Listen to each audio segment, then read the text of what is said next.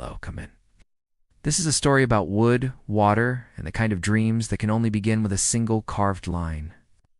In a quiet coastal village in Samoa, where waves curl like sleeping giants and time moves with the tide, lived a 13-year-old boy named Lilo.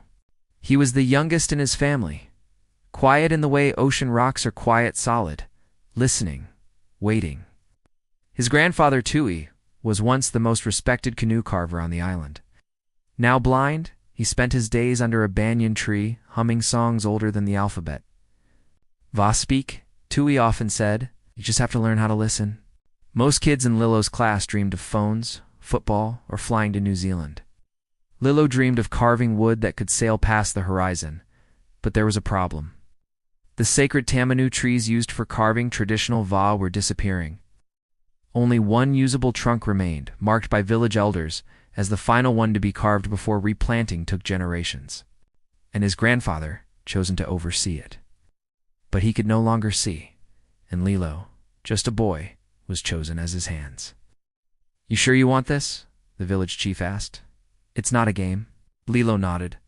His heart beat louder than the waves. At first, he was clumsy. The adze wobbled in his grip. His cuts were uneven, the wood angry beneath his hands. But Tui guided him. "Feel the grain," he'd whisper. "Don't force it. Let it reveal itself." They worked in silence, sweat, wood dust, and the smell of salt. Time passed, not in days, but in inches shaved. Kids laughed. "Why carve boats when you can scroll TikTok?" they joked. "No one uses VA anymore." Even Lilo's father wanted him to quit. "Get a scholarship," he said. "Carving won't pay the bills." Lilo almost did. He left the workshop for a week, watched YouTube videos of travel influencers in airports, cities, airplanes. But something was missing. Their voices felt empty. Their journeys had no anchor. One evening, Tui fell ill. Lilo sat by his mat, the unfinished canoe glowing orange in the sunset. "Finish it," Tui rasped. "But what if I get it wrong?" Lilo asked. Tui smiled weakly. "It will still be yours." Lilo returned to the wood. It's time not to copy but to carve like he meant it, like the canoe was part of him.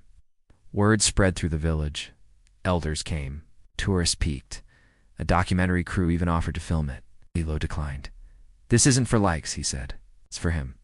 On the final day, with sweat down his spine and his hands shaking, Lilo carved the last swirl into the canoe's prow, a symbol of waves meeting stars.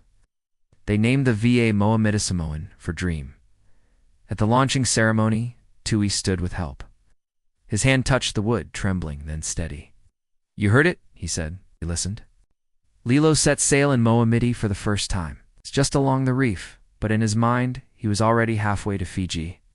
Months later, a letter came from an ocean exploration foundation. Scholarship. Full ride. Marine archaeology. Lilo packed his bag, tucked a tiny carved paddle in it. "A reminder," he said, "that where I'm going began with where I came from." Tui passed not long after, but his story, in Lilo's hands, carried the tradition further than anyone imagined. And somewhere across the sea, a boy from Samoa dreams big, carves deep, and remembers the blind man who taught him to see.